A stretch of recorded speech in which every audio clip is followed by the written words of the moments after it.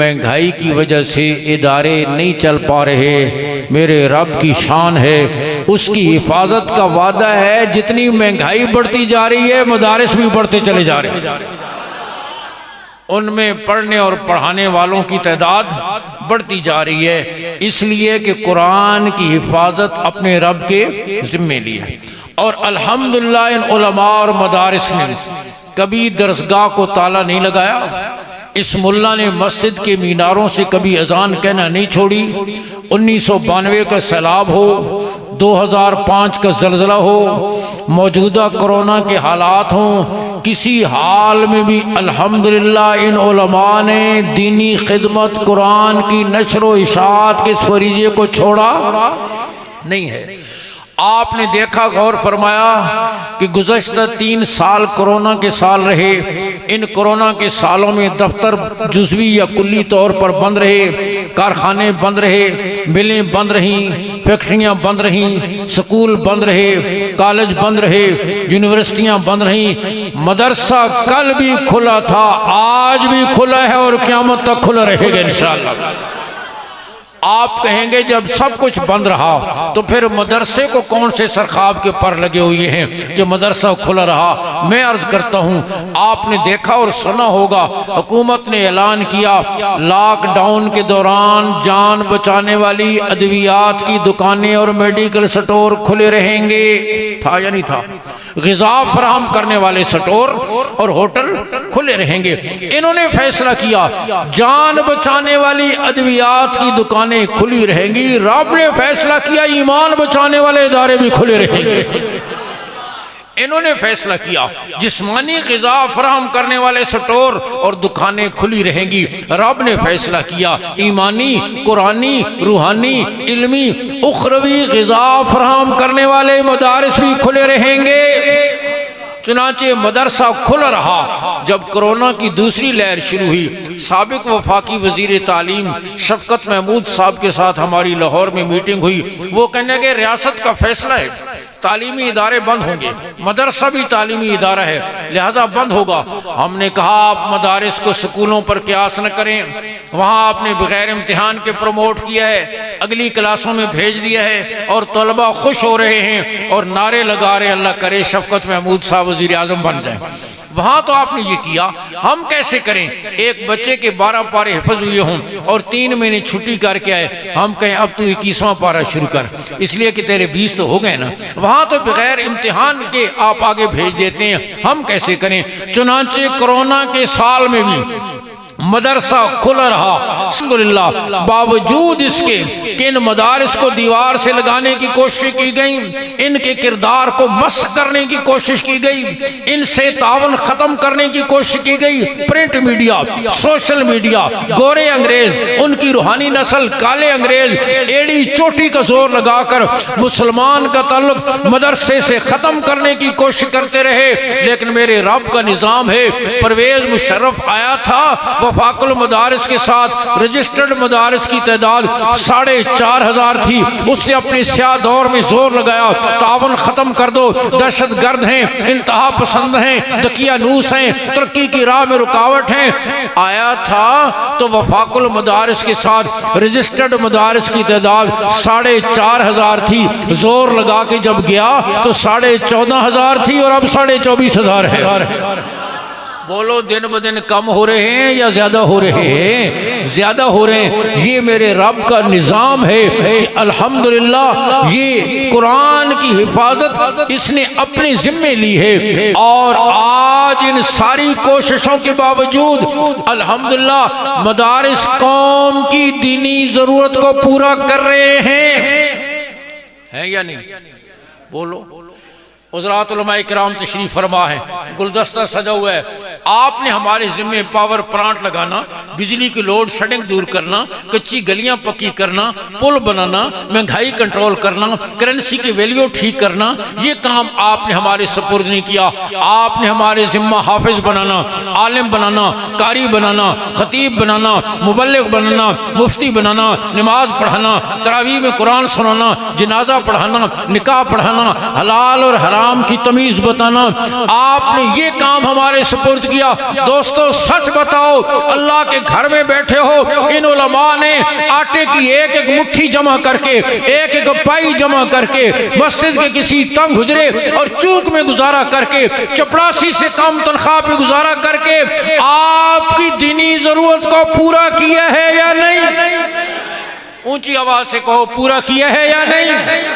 میں پورے پاکستان میں جہاں جاتا ہوں چیلنج کر کے کہتا ہوں، مجمع میں سے کوئی کھڑا ہو کر کہے قرآن سیکھنا چاہتا ہوں قاری نہیں ملتا، سننا چاہتا ہوں حافظ نہیں ملتا، مسجد بنائی ہے امام نہیں مل رہا، جمعہ شروع کرنا چاہتا ہوں خطیب نہیں ملتا، ہاں، اور فتویٰ لینا چاہتا ہوں مفتی نہیں ملتا، کوئی ایک بھی نہیں کہہ سکتا۔ نہ صرف یہ کہ مل رہے ہیں، بلکہ جہاں ایک کی ضرورت ہوتی ہے 50 موجود ہوتے ہیں۔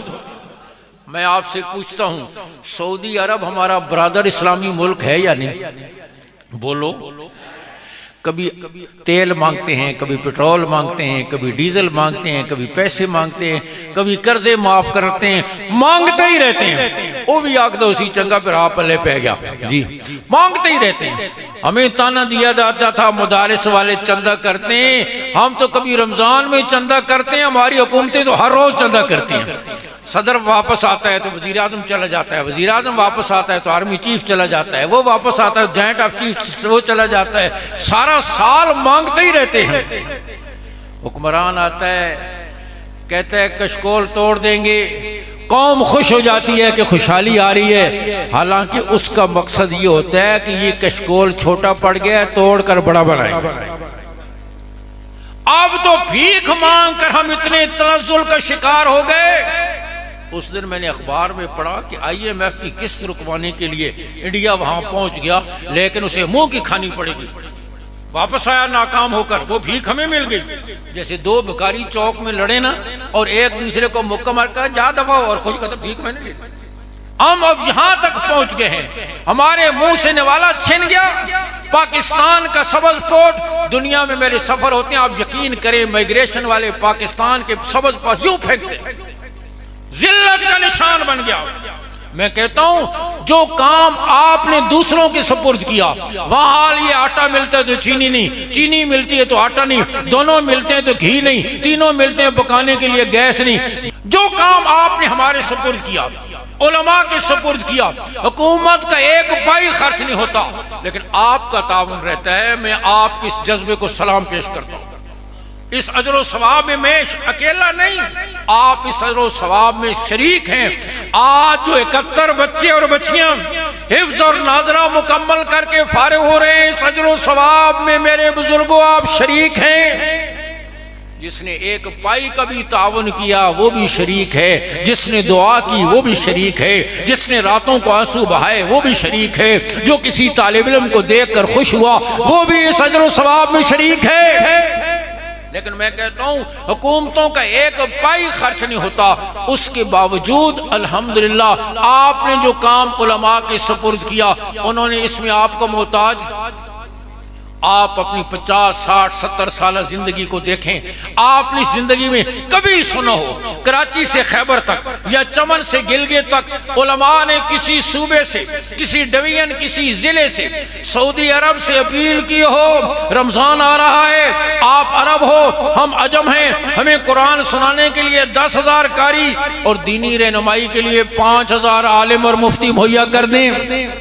بولو، ہم نے اپنے شعبے میں کبھی سعودی عرب سے مانگا ہے؟ بولو، کبھی درخواست کی ہے؟ صرف یہ نہیں کہ مانگا نہیں، اس وقت بھی حرم مکہ اور حرم مدینہ میں 80% قرآن پڑھانے والے پاکستانی قاری ہیں۔ صرف جدہ میں 6,000 پاکستانی قاری قرآن پڑھا رہے ہیں۔ ان درویشوں اور بوریا نشینوں نے آپ کو محتاج نہیں ہونے دیا، اور میں کہتا ہوں جو کام آپ نے ہمارے سپرد کیا نا، اس میں ہم نے آپ کو پسماندہ، بول دے رو ذرا میرے سے، پسماندہ، محتاج، پریشان، تنزل کا شکار نہیں ہونے دیا۔ جیڑا کام تسی نہیں سپرد کر دیو نا ساڑھے، وہ بھی کر کے دیکھو، پاکستان ترقی کی معراج پر پہنچ جائے گا۔ ادھر تک نہ استاد جی خود تک کام نہیں، تسی ادھر کدھر آ گئے؟ اللہ اللہ کرے سیاست ہی محبت تک۔ یہ کہہ کر ہم نے اچھے لوگوں کا راستہ روک دیا، گندے کرپٹ بددیانت لوگوں کی ہم نے حوصلہ افزائی کی تو پھر اس کا نتیجہ وہی ہونا تھا جو آج ہم دیکھ رہے ہیں. پوری عرب دنیا مل کر، پوری عرب دنیا، ہم ہر چیز میں ان کا محتاج ہیں، لیکن الحمدللہ علماء نے آپ کو محتاج نہیں ہونے دیا. پوری عرب دنیا مل کر قرآن کے اتنے حافظ تیار نہیں کرتی جتنے اکیلے پاکستان والے کرتے. پاکستانی مصنوعات پر کوئی اعتبار نہیں کرتا. گھڑی کا چین بھی باہر سے منگوایا، سکریو بھی باہر سے منگوائے، ٹائر بھی باہر سے منگوائے، ہر چیز ہم نے باہر سے منگوائی. اور ان علماء نے ایسے حافظ قاری تیار کیے. قاری احمد میاں تھانوی صاحب مدینہ منورہ گئے، لاہور کے قاری، اور حرم کے ائمہ آ کر کہنے لگے حضرت برکت کے لیے ہمارا تھوڑا سا قرآن سن لیں. الحمدللہ علماء نے. میں پچھلے ہفتے مانسیرہ گیا، ایک بچہ مجھے ملا 12-13 سال کی عمر کا، مانسیرہ کا رہنے والا، اور کہنے لگا کہ میں قطر عرب ملکوں کے قراء کا مقابلہ ہوا، وہاں گیا. میں دبئی گیا، دبئی میں میں اول آیا، قطر میں میں دوم آیا. ان علماء نے اور ان مدارس نے آپ کی نسلوں کا تحفظ کیا ہے. آپ نے اگر تعاون کیا ہے، آپ نے اگر مدارس کی ضرورت پوری کی ہے، تو علماء نے آپ کو اپنی استعداد سے، وسائل سے بڑھ کر آپ کو آؤٹ پٹ دیا ہے یا نہیں؟ الحمدللہ علماء نے آپ کی کس دینی ضرورت کو پورا کیا. اور اس انداز میں اس دن ایک پروگرام میں گیا، قاری صاحب کہنے کہ ایک مقابلے میں ایک 6.5 سال کی بچی نے سارا قرآن سنایا، اور سنا کر کہنے لگی قاری صاحب اب میں اگلی آیتیں پڑھوں یا پچھلی آیتیں پڑھوں؟ قاری صاحب کہنے میں نے کہا پچھلی آیتیں تو میں بھی نہیں پڑھ سکتا، اور پیچھے پڑھنا اتنا آسان نہیں. علماء کو راہ جانتے ہیں، آپ کو نہیں سمجھ آئے گی، لیکن میں آپ کو سمجھاتا ہوں. سورہ فاتحہ سب کو یاد ہے نا؟ بولو صراط الذین انعمت علیہم. پڑھو ذرا پیچھے پیچھے. سورہ اخلاص یاد ہے نا؟ ولم یکن لہ کفوا احد. پڑھو ذرا پیچھے. ہو سکتا ہے آپ 5 منٹ سوچ کر ایک آیت پڑھ لیں، لیکن پیچھے پڑھنا اتنا آسان نہیں. اور وہ 6.5 سال کی بچی جس طرح اسے آگے پڑھنا آتا ہے، اسی روانی سے پیچھے پڑھنا بھی آتا ہے. قاری صاحب کہنے لگے بچے کو ہم نے پڑھنے کے لیے کہا پیچھے پڑھو، پچھلی آیت پچھلی آیت پچھلی آیت پچھلی آیت. ساتھ کمپیوٹر پر آیتوں کو ریورس کرنا شروع کر دیا. بچے نے بھی پیچھے پڑھنا شروع کیا. کمپیوٹر پہ بھی آیتیں ہمیں ریورس کرنا شروع کر دی. کمپیوٹر پیچھے رہ گیا، وہ بچہ آگے نکل گیا. الحمدللہ یہ قرآن مجید کا اعجاز ہے. ان سینوں میں یہ قرآن محفوظ ہو رہا ہے، اور یہ برکت ہے ان مدارس کی، ان قراء کی، ان علماء کی، ان اساتذہ کی. یہ آپ کے محسن ہیں جو آپ کو پوری دنیا میں آپ کا وقار بلند کر رہے ہیں. کہو الحمدللہ، اور اونچی آواز سے کہو الحمدللہ. اور پھر یہ آج یہ بچے جنہوں نے قرآن مجید یاد کیا ہے، ان بچوں کو کیا کہتے ہیں؟ حافظ. حافظ کا کیا معنی ہے؟ حفاظت کرنے والا. حافظ کا معنی عربی کی حفاظت، جیسے سیکورٹی گارڈ ہوتا ہے، حفاظت کرنے والا. حافظ جس کی حفاظت کی جا رہی ہو اسے کہتے ہیں محفوظ. صدر صاحب کا گارڈ حافظ ہے، صدر صاحب محفوظ ہیں. وزیر صاحب کا گارڈ حافظ ہے، وزیر صاحب محفوظ. اب دیکھو قرآن کیا کہتا ہے، انا نحن نزلنا الذکر وانا لہ لحافظون. حافظون حافظ کی جمع ہے. انا نحن نزلنا الذکر وانا لہ لحافظون. ہم نے قرآن کو نازل کیا ہے، اور میرا رب کہتا ہے اصل میں تو حافظ ہم ہی ہیں. یا اللہ تیری مخلوق میں سے چھوٹے چھوٹے بچے، تیری محبوب کی امت کے چھوٹے چھوٹے بچے، قاری محمد تحسین صاحب کے مدرسے کے چھوٹے چھوٹے بچے جن کی بسیوں میں قرآن محفوظ ہو جائے، انہیں بھی تو حافظ کہا جاتا ہے نا. میرا رب کہتا ہے اصل میں تو حافظ میں ہوں، لیکن جن سینوں میں قرآن محفوظ ہو جائے وہ مجھے اتنے محبوب ہیں کہ میں پیار سے انہیں بھی حافظ کہہ دیتا ہوں. اپنے نام پر میں ان کا نام رکھ دیتا ہوں. حافظ تو میں ہوں، لیکن وہ میرے ہیں نا، جن کے سینے میں میرا کلام محفوظ ہے. میں پیار سے اپنے نام پر ان کا نام بھی حافظ رکھ دیتا ہوں. لیکن آپ یقین کرو معذرت سے جو عظمت آج حافظ قرآن کی ہونی چاہیے وہ ہمارے دل میں نہیں ہے.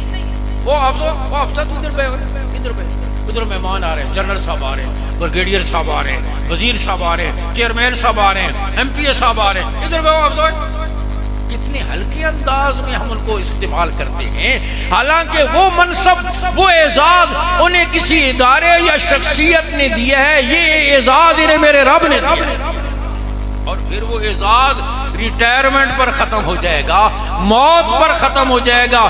یہ اعزاز قبر میں بھی ساتھ جائے گا، حشر میں بھی ساتھ جائے گا. قبر میں بھی ساتھ جائے گا، حشر میں بھی ساتھ جائے گا۔ ہمارے مسجد کا مؤذن ہے، بڑا مزے کا آدمی ہے، عالم ہے، ناظرہ پڑھاتا ہے، اذان بھی کہتا ہے۔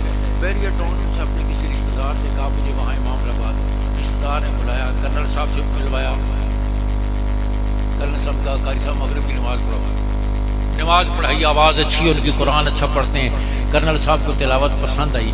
نماز کے بعد کرنل صاحب کہنے قاری صاحب ہم آپ کو رکھ لیں گے، لیکن فی الحال ہمارے پاس امام کی پوسٹ نہیں ہے، میں آپ کو مالیوں میں بھرتی کر لیتا ہوں، پودوں کو پانی شانی لگایا کریں، جب امام کی پوسٹ آئے گی میں آپ کو امام رکھ لوں گا۔ تو کرنل صاحب کہہ رہے کہ اگر میں آپ کو کہوں پودوں کو پانی لگائیں آپ لگائیں گے؟ کہا نہیں میں تو نہیں لگاؤں گا، میرے تو سٹیٹس کے خلاف ہے۔ کہا تیرے سٹیٹس کے خلاف ہے تو میرے سٹیٹس کے خلاف نہیں، کل قیامت کے دن تجھے نہیں کہا جائے گا کرنل صاحب رینک گنتا جا اور جنت کے درجوں پر چڑھتا جا، مجھے کہا جائے گا قرآن پڑھتا جا اور جنت کے درجوں پر چڑھتا جا۔ تو سٹیٹس میرا ہے یا تیرا ہے؟ یاد رکھیں یہ اعزاز وہ ہے، ان بچوں کو لازوال دولت ملی ہے، اس دن آپ کو کام آئے گی، ان والدین کو اس دن کام آئے گی جس دن آپ کی اے ٹی ایم مشینیں جواب دے جائیں گی، چیک بکیں اڑ جائیں گی، بینک بیلنس ختم ہو جائے گا۔ اس دن میدان حشر میں آپ کو یہ اعزاز نصیب ہوگا، دنیا کے ان اعزازات کی کوئی حیثیت نہیں۔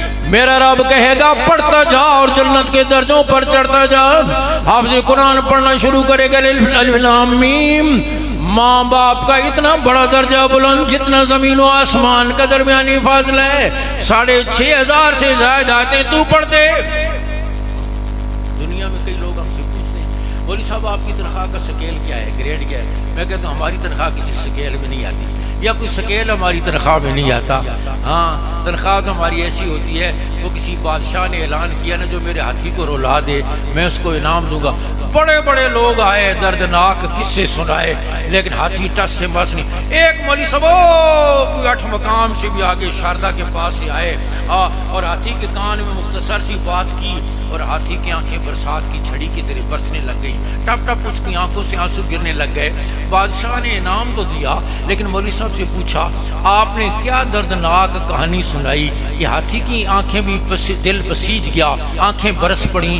کہنے لگے میں نے کان میں اس کو اپنی تنخواہ بتائی تھی، تو تنخواہ سن کر ہاتھی کا دل تو آڈا پھر بھی نہیں بسیجا۔ ہاں میں عرض کر رہا ہوں دنیا میں کوئی سکیل نہیں، لیکن اللہ رب العزت حافظ قرآن سے فرمائیں گے پڑھتا جا اور جنت کے درجوں پر چڑھتا جا۔ 6500 سے زائد آیتیں تو پڑھ دے، تیرے اتنے گریڈ میں بلند کر دوں گا۔ پڑھتا جا اور جنت کے درجوں پر، ایک آیت پڑھے گا ماں باپ کا اتنا بڑا درجہ بلند جتنا زمین و آسمان کا درمیانی فاصلہ ہے، اور تو کسی سے نہیں کہا جائے گا۔ جنرل صاحب رینک گنتے جاؤ جنت کے درجوں پر چڑھتے جاؤ، ٹرانسپورٹر صاحب گاڑیوں کے ماڈل گنتے جاؤ جنت کے درجوں پر چڑھتے جاؤ، سوسائٹیوں کے مالک جائز ناجائز جتنے پلاٹوں پر قبضہ کیا ہے گنتے جاؤ جنت کے درجوں پر چڑھتے جاؤ، کسی اور کے لیے نہیں۔ یہ اعزاز صرف اس کے لیے ہے جس کے سینے میں اللہ کا قرآن محفوظ ہو۔ کتنا مزہ آئے گا والدین کو، حافظ قرآن کو اللہ بلا کر میدان حشر میں کھڑا کریں گے، حدیث شریف میں آتا ہے، پھر اس کے ماں باپ کو بلائیں گے۔ دیکھو دنیا میں ذرا سی صورت مل جائے نا کسی کو، باہر سے لوگ سامان لے کر آتے ہیں کسٹم کا الٹا سیدھا، اور یہاں کوئی جانے والے ایئرپورٹ پر ہو نا اور گرین چینل سے نکال کے ملک صاحب پھر مل گئے سن، سامان کھلے ہی نہیں۔ تو یہاں گرین چینل سے باہر نکلا اتنا خوش ہوتا ہے، وہاں گرین چینل سے سیدھا جنت میں چلا جائے تو کتنا مزہ آئے گا۔ اللہ رب العزت حافظ قرآن کو بلا کر سامنے کھڑا کریں گے، پھر اس کے ماں باپ کو بلا کر کھڑا کریں گے، اس سے پوچھیں گے پہچانتے ہو کون ہے؟ وہ کہے گا یہ میرے ماں باپ ہیں۔ اللہ فرمائیں گے ان کے گناہوں کی وجہ سے ان پر جہنم واجب ہو چکی تھی، لیکن تو میرا محبوب ہے، تیرے سینے میں میری کتاب محفوظ ہے، میں تجھے اختیار دیتا ہوں اپنے ماں باپ، اپنے والدین اور اپنے خاندان کے 10 آدمی جن کو چاہو چن کر جنت میں لے جاؤ۔ یہ کوٹا کسی اور کے لیے نہیں، اس کے لیے ہے جس کے سینے میں اللہ کا قرآن۔ اور دیکھو اس کائنات میں اللہ کی ذات کے علاوہ جو کچھ ہے وہ سارے کا سارا مخلوق ہے۔ زمین و آسمان کیا ہے؟ بولو بولو بولو۔ جنت دوزخ کیا ہے؟ عرش کرسی لوح و قلم کیا ہے؟ شجر و حجر کیا ہے؟ انسان جنات چرند پرند کیا ہے؟ اللہ کی ذات کے علاوہ جو کچھ ہے وہ سارے کا سارا مخلوق ہے۔ ایک اس کائنات میں قرآن واحد چیز ہے جو مخلوق نہیں ہے بلکہ اللہ کی صفت ہے، بلکہ اللہ کی کیا ہے؟ آپ کی اولادوں کے سینے اللہ کی صفت کے ساتھ متصف ہو جائیں، اس سے بڑھ کر دولت کیا ہو؟ دیکھو علماء تو جانتے ہیں ظرف مظروف، میں آپ کو آسان کر کے بتاتا ہوں۔ برتن میں جتنی قیمتی چیز ہوتی ہے وہ برتن بھی کیا بن جاتا ہے؟ قیمتی بن جاتا ہے۔ جگ میں پانی ہوگا اس کی قیمت اور ہوگی، شربت آ جائے گا پھر اس کی قیمت اور ہو جائے گی، اور پھر جہاں دودھ آ جائے گا اس کی قیمت اور ہو جائے گی، دیسی گھی آ جائے گا اس کی قیمت، شہد آ جائے گی قیمت۔ عام سا کپڑا ہوتا ہے لیکن اس کپڑے کے اندر آپ سونے کے زیور لپیٹ دیں، کڑے لپیٹ دیں، پھر اس کپڑے کو آپ ایک اور کپڑے میں رکھتے ہیں، پھر اس کپڑے کو آپ تھیلی میں رکھتے ہیں، پھر اس کو آپ چھوٹے سے پرس میں رکھتے ہیں، پھر اس آپ کو چھوٹے سے بکسے میں رکھتے ہیں، اور چھوٹے سے بکسے کو آپ کیا کرتے ہیں؟ طریقہ تو یہ ہے ہر جگہ بستروں والی پیٹی یا صندوق میں یا الماری میں رکھتے ہیں۔ جتنی چیز قیمتی ہوتی چلی جاتی ہے وہ برتن اتنا قیمتی بنتا چلا جاتا ہے۔ پھر یہ سینے، آپ کی اولاد کے سینے ظرف اور برتن بنے ہیں اللہ کے کلام کے لیے، اور اللہ کا کلام بادشاہ کا کلام اور سارے کلاموں کا بادشاہ ہے۔ اور آپ اندازہ کر دو کہ پھر یہ سینے کتنے قیمتی بنے، ان سے بڑھ کر اور کوئی سینہ قیمتی نہیں ہے۔ حضرت اقدس تشریف لے آئے ہیں، مرشد الصلحاء اکابر کی یہ نشانی، علماء حق کی عزت و آبرو، اور ہم سب کے مربی اور مشفق حضرت اقدس باوجود علالت کے تشریف لائے۔ اللہ حضرت کی صحت عمر میں برکت نصیب فرمائے اور آپ کے ملفوظات سے ہمیں استفادے کی توفیق نصیب فرمائے۔ آپ نے یہ منظر رمضان میں دیکھا ہوگا، دیکھتے ہیں، دیکھیں گے۔ عام طور پر بڑی عمر کے قاری صاحب قرآن سنا رہے ہوتے ہیں، پیچھے جو سامنے ہوتے ہیں وہ ذرا کم عمر کے 12-14 سال کے۔ اب قاری صاحب بڑے بھاری بھرکم قاری صاحب، جاؤ جلال والے قاری صاحب قرآن سنا رہے ہیں، بہت بڑا شیخ، بہت بڑا استاد، بہت بڑا قاری مصلی پر کھڑا ہو کر قرآن سنا رہا ہو، پیچھے 10 سالہ بچہ سن رہا ہو۔ استاد غلطی کرے، شیخ غلطی کرے، پیچھے 10 سالہ بچہ روکے گا، ٹوکے گا، زبان حال سے کہے گا حضرت آپ کی ساری عظمتیں اپنی جگہ لیکن قرآن تو میں غلط نہیں پڑھنے دوں گا۔ ٹھیک ہے یا نہیں؟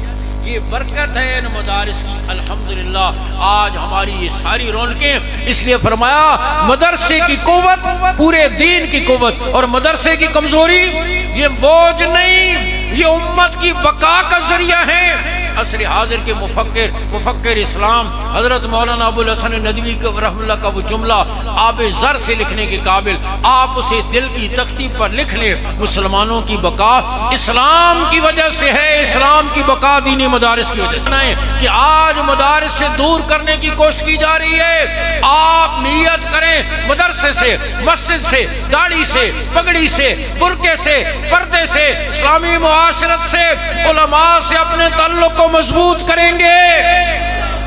دینی مدارس رہیں گے تو اسلام رہے گا، اسلام رہے گا تو مسلمان رہیں گے۔ یہ مضمون حدیث مبارکہ میں موجود ہے۔ رحمت دو عالم صلی اللہ علیہ وسلم نے فرمایا لا تقوم الساعة حتى يقال اللہ اللہ، جب تک روئے زمین پر ایک آدمی بھی اللہ اللہ کرنے والا رہے گا ساری کائنات چلتی رہے گی۔ چاند چمکے گا، سورج چمکے گا، ستارے چمکیں گے، موسم بدلیں گے، ہوائیں چلیں گی، چشمے پھوٹیں گے، دریا چلیں گے، پھول کھلیں گے، پھل پکیں گے، پوری کائنات کا نظام چلتا رہے گا جب تک ایک آدمی بھی اللہ اللہ کرنے والا ہوگا۔ کسی روٹ کی گاڑی کا ایک مسافر ہونا تو کہتے ادھر بیٹھ جا، تیرے لیے اب ایک ساری گاڑی چلائیں، لیکن اللہ کا نام لینے والا مسافر اتنا قیمتی ہے، اس کی وجہ سے پوری کائنات کی گاڑی چلتی رہے گی۔ جس دن وہ بھی نہیں رہے گا میرا رب کہے گا جن کے لیے بنائی گئی تھی وہی نہیں رہے، اس کارخانے کو لپیٹ دو۔ آپ بتاؤ سب سے زیادہ اللہ اللہ کرنے والے کہاں ہوتے ہیں؟ اس وقت بھی 10 لاکھ بچے اور بچیاں قرآن یاد کر رہے ہیں، صبح سحری سے لے کر رات گئے تک ایک بچہ ایک آیت، ایک پارہ، ایک رکوع بار بار دہراتا ہے، 10 گھنٹے روزانہ پڑھتا ہے۔ ہر حفظ کرنے والا بچہ اوسطاً روزانہ قرآن کا ایک ختم کرتا ہے، اور آپ کے وطن عزیز پاکستان میں 10 لاکھ بچے روزانہ قرآن کے 10 لاکھ ختم کرتے ہیں۔ علماء اور کیا دیں آپ؟ میں عرض کر رہا ہوں ان کی وجہ سے عذاب ٹلتے ہیں، مصیبتیں دور ہوتی ہیں، مصائب، اور یہ مقناطیس ہے مدارس رحمتوں کو کھینچنے کے لیے، ڈھال ہیں عذابوں کو دور کرنے کے لیے۔ میں لمبی بات نہیں کرتا، آپ نیت کرو کہ ہم انشاءاللہ مدارس سے تعلق مضبوط کریں گے، انشاءاللہ اپنی اولادوں کا تعلق قرآن کے ساتھ جوڑیں گے۔ اور میں آخری بات عرض کر کے ختم کرتا ہوں، اور جس چیز کا بھی اپنا سمجھتا ہے پھر کہنے کی ضرورت، بولو آپ کے بچوں کی ضرورت کے لیے کوئی آپ کو ترغیب دیتا ہے؟ آپ کہتے ہیں بھائی میرا اپنا بچہ مجھے نہیں پتا۔ میں کہنا یہ چاہتا ہوں، آج آپ سے فیصلہ یہ کروانا چاہتا ہوں، اللہ کے گھر میں ان مبارک گھڑیوں میں حضرت اقدس کی موجودگی میں ان کی توجہات اور دعاؤں کو لیتے ہوئے آپ نیت کریں، آج کے بعد میں یہ سمجھوں گا 4 میرے نسبی بیٹے ہیں جو گھر میں ہیں، ایک میرا روحانی بیٹا ہے جو اللہ کے رسول کا مہمان ہے، قرآن پڑھنے کے لیے آیا ہوا ہے۔ میں جیسے ان 4 بچوں کی ضروریات بغیر کسی کے کہنے کے پورا کرتا ہوں، خود فکر ہوتی ہے، آج کے بعد اس مہمان رسول کی قرآن سیکھنے والے بچے کو اپنا سمجھ کر اس کی ضرورت کو پورا کر کے کل میدان حشر میں آپ کے دست مبارک سے آب کوثر کا حقدار بنوں گا۔ اس کے لیے کون تیار ہے؟ اب ہاتھ کھڑے کرو۔ ماشاءاللہ، اللہ آپ کو بہت جزائے خیر دے، دنیا آخرت کی خیریں برکتیں نصیب فرمائے۔ وآخر دعوانا الحمدللہ رب العالمین۔